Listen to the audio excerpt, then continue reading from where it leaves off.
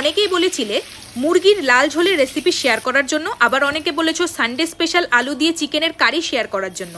তাই ভাবলাম আমি যেভাবে মাংস রান্না করি সেটাই তোমাদের সাথে শেয়ার করব। ধুয়ে পরিষ্কার করে রাখা মাংস টক দই আদা রসুনের পেস্ট দিয়ে মাখিয়ে 30 মিনিটের জন্য ম্যারিনেট হতে রেখে দেবো। এদিকে কড়াইতে সরষের তেল দিয়ে গরম হলে কেটে রাখা আলু নুন হলুদ দিয়ে ভেজে তুলে রাখবো। তারপর সেই তেলেই শুকনো লঙ্কা জিরে তেজপাতা ফোড়ন দিয়ে কেটে রাখা কাঁচা লঙ্কা কুচি এবং পেঁয়াজ কুচি, তার সাথে 2টো গোটা রসুন দিয়ে ভালোভাবে ভেজে টমেটো কুচি, হলুদ, লবণ, লঙ্কার গুঁড়ো, ধনে গুঁড়ো, জিরার গুঁড়ো, আদা গুঁড়ো, কাশ্মীরি লঙ্কার গুঁড়ো এবং চিকেন মশলা সাথে একটু জল দিয়ে ভালো করে কষিয়ে ভেজে রাখা আলু দিয়ে আদা রসুনের পেস্ট দিয়ে নাড়াচাড়া করে ম্যারিনেট করে রাখা মাংসটা দিয়ে ভালোভাবে কষিয়ে ওপর থেকে দিয়ে দেবো 1 চামচ vinegar, tomato sauce, chilli sauce এবং ঘষে রাখা আদা দিয়ে ভালোভাবে কষিয়ে দিয়ে দেবো পরিমাণ মতো জল দিয়ে ঢাকা দিয়ে 10 থেকে 12 মিনিট মতো রান্না করে নেব।